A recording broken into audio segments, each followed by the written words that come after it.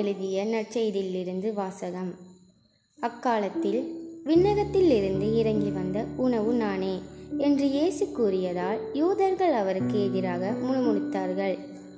இவர் யோசேப்பின் மகனாகிய இயேசு அல்லவா?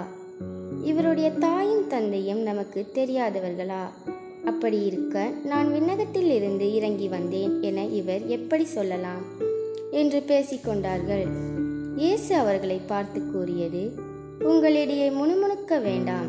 என்னை அனுப்பிய தந்தை ஈர்த்தால் ஒழிய எவரும் என்னிடம் வர இயலாது. என்னிடம் வருபவரை நான் இறுதி நாளில் உயிர்த்தெழ செய்வேன். கடவுள் தாமே அனைவருக்கும் கற்றுத்தருவார் என இறைவாக்கு நூல்களில் எழுதியுள்ளது. தந்தைக்கு செவிசாய்த்து அவரிடமிருந்து கற்றுக்கொண்ட அனைவரும் என்னிடம் வருவர். கடவுள் தாமே கற்றுத்தருவார் என்பதிலிருந்து தந்தையை எவராவது கண்டுள்ளார் என்று பொருள் கொள்ளக்கூடாது. கடவுளிடமிருந்து வந்துள்ளவர் மட்டுமே கடவுளை கண்டுள்ளார். உறுதியாக உங்களுக்கு சொல்கிறேன், என்னை நம்புவோர் நிலைவாழ்வை கொண்டுள்ளனர். வாழ்வு தரும் உணவு நானே. உங்கள் முன்னோர் பாலை நிலத்தில் மன்னாவை உண்ட போதிலும் இறந்தனர். உண்பவரை இரவாமல் இருக்க செய்யும் உணவு விண்ணகத்தில் இருந்து இறங்கி வந்த இந்த உணவே. விண்ணகத்திலிருந்து இறங்கி வந்த வாழ்வு தரும் உணவு நானே.